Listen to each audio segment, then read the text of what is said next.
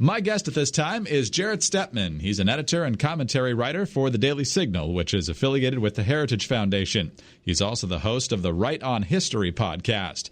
He joins me today to discuss the growing trend among blue states and some purple ones to commit their electoral votes in presidential elections to the winner of the national popular vote, regardless of the popular vote in their own states. Colorado recently became the 12th state joining this cause. Together, those 12 states presently total 181 electoral votes. 270 are needed to win the presidency. And Jarrett, thanks so much for being with us. Well, thank you for having me on. Well, let's start with a simple question, because this is really kind of an end around by the people who don't like the Electoral College. They'd really love to just abolish that, but it's easier to pass these laws than to amend the Constitution. So why do we have an Electoral College to elect our president instead of a national popular vote? Absolutely. This is something originally created by the Founding Fathers, the framers of the Constitution. And interestingly enough, it was one of the least controversial things at the convention. There were actually a lot of ferocious debates, and it was a kind of compromise plan as a way to select the president. I think the founders didn't fully trust the idea of democracy, yet also wanted to give some leeway to the states to have their own kind of voting system that would happen within the states. So they wanted to protect the idea of federalism and kind of leave to them how they would determine how their elections would go. And early on, most of the time it was legislatures actually that would choose the Electoral College votes. So you don't actually individually vote for President of the United States. You're actually, when you go to the voting booth, you're voting for Electoral College votes. Most states move toward a more popular system, a democratic system where you vote directly instead of have the legislature. But that's kind of where we end today. And it's a system that was designed really to protect, especially, I think, the interests of individual states. It's why it gives a little bit of an edge to the smaller states, because it not only counts up population, but it adds 2 votes for how many senators each state has, which is, of course, exactly the same in every single state, which is 2 votes. So it gives a slight edge to the smaller states in our system for the purpose that they wanted all of America to have a say in what our next president would be, not just the large populous areas, but a lot of the areas with a smaller population, a lot of the places that have smaller states. Now, Article 2 of the Constitution says that the states must appoint electors for the purpose of electing the president. And the states are simply arguing that the Constitution doesn't actually require them to vote for the winner of the popular vote in their states. And obviously we've seen in recent presidential electoral college votes where there's been some defections. It's never come close to impacting the outcome. But do they have a legal avenue here?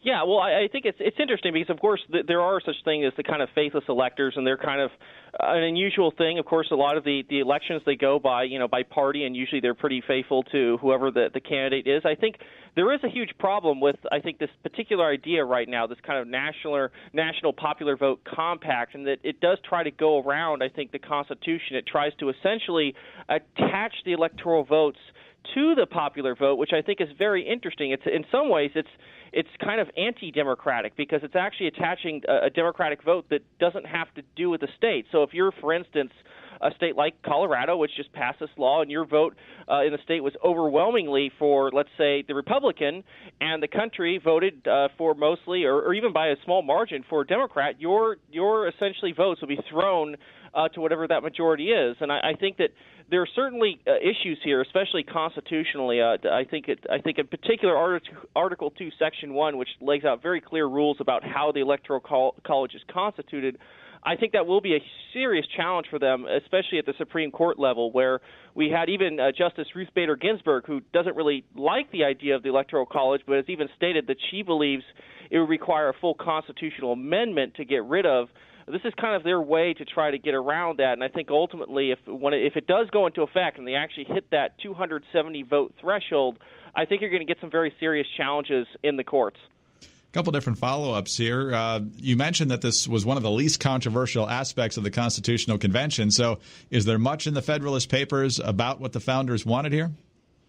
Oh, absolutely. I mean, this is actually something that was brought up in Federalist 68 by Alexander Hamilton. He said that essentially that this wasn't a perfect system, but it's an excellent one. It's the best one for the United States, and I think they were very clear about its aims. I mean, I think it's an important thing. I think a lot of people don't understand this. They say, well, shouldn't we have more democracy in America, and I think that's something that's brought up a lot. But the founders had other considerations as well. They thought that America would be better off if we did take into consideration the opinions of people who are not just in the giant populous centers. I mean, honestly, at the end of the day, is it good for America to only have our presidents chosen by California, New York, and Texas? Now, one could say certainly, they play an important part in that role, and the large states still have the most power within that system.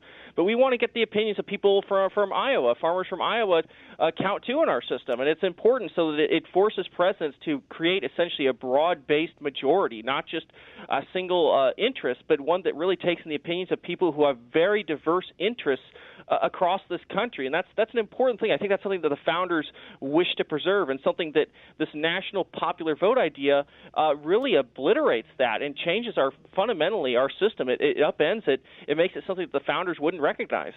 Yeah, and jumping off on that, I think it's hard for folks when they see how much Americans focus on the federal government, for example, and how much power the federal government has now, how much the founders wanted to preserve most of the power in the states. We see that in like the 10th Amendment and so forth. But talk a little bit about how most Americans at the start of this country saw themselves probably more as residents of their states, since people didn't move that much back then, as opposed to a member of the United States of America.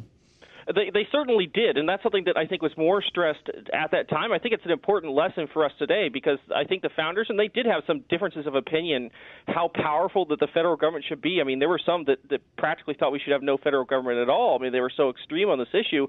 But I think that they all had this kind of general concept that the concept of federalism really protects the idea of liberty and self-government, especially in a very broad-based republic like ours. And we have a giant country. We have over 320 million people. In some ways, I think this concept is even more important for us today, because we are such an enormous country. And I think that is really the genius of the system that they created. I think although the Electoral College gets a lot of heat and people attack it, and I think a lot of people don't understand it, it really is an ingenious system to create essentially a succession of presidents in our country and do it in a way that they think did justice to the country at large. I think it has served this country remarkably well. I mean, how many nations under a single constitutional government have the kind of stability that the United States does in presidential elections? I mean, we've had some very ferocious contests, but for the most part, they've all gone without a hitch at the end of the day, where the president ends up in office and the contest is kind of over.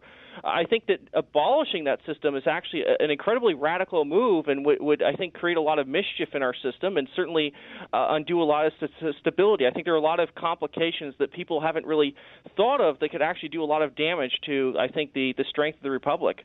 Well, let's talk about just one of them. Obviously, one of the reasons that it's left-leaning states that want to do this is because in 2000 and 2016, the Democrats won the popular vote with Al Gore and Hillary Clinton, respectively, but Republicans won the Electoral College, George W. Bush narrowly, and Donald Trump by actually quite a bit. But if you go back to 2000, obviously there was a lot of controversy. It stretched on for a number of weeks and was all centered in Florida.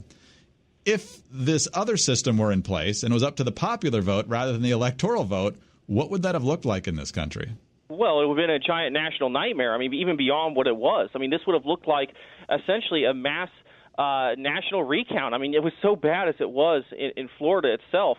You can only imagine what this be across the country, especially when you do have a very tightly contested race. I mean, this happened in 1960 as well, where the national popular vote, there was a really small percentage difference between the two candidates, Nixon and Kennedy, and there was a lot of arguments that there were some malfeasance at the local level. Just imagine having to do that kind of recount at the national level. I mean, we might still be counting up votes from the 2000 election. I think to a large extent, this kind of concept of federalism really protects us against that. It protects us against, in some ways, voter fraud. I mean, some things are contained at the local and state level. It gives states different options of how they can actually conduct their election system. So I think there are a lot of these kind of complications that, on the surface, people say, well, yes, more democracy, we need this, it's not fair. But if you really take a step back, the rules are very fair. They're very clear. And I think that they've created such a good system for this country. I think it's just using I think a lot of bitterness over the 2016 election, and because this Hillary Clinton lost to President Donald Trump in an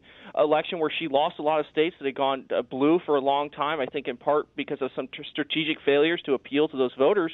I think to undo that system based on that, I think is incredibly reckless. I think it's seeing things through a partisan lens that I think ultimately damages everybody, from blue states, from red states, from conservatives to progressives. I think undoing the system is bad for America, not just bad for conservatives or bad for progressives.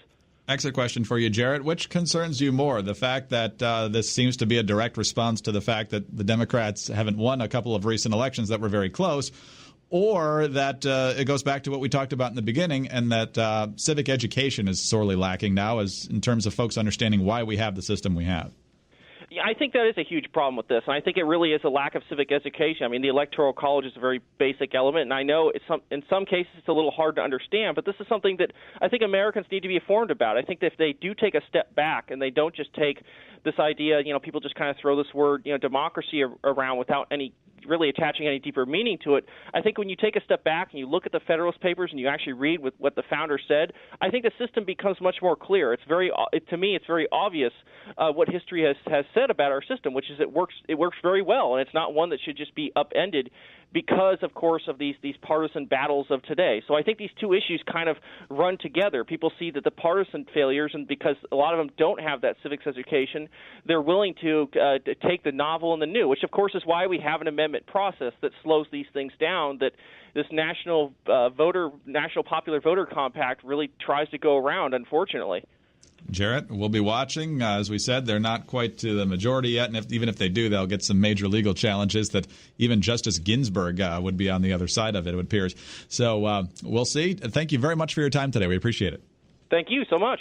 Jarrett Stettman is an editor and commentary writer for the Daily Signal, which is affiliated with the Heritage Foundation. He's also the host of the Right on History podcast. I'm Greg Corombos, reporting for Radio America.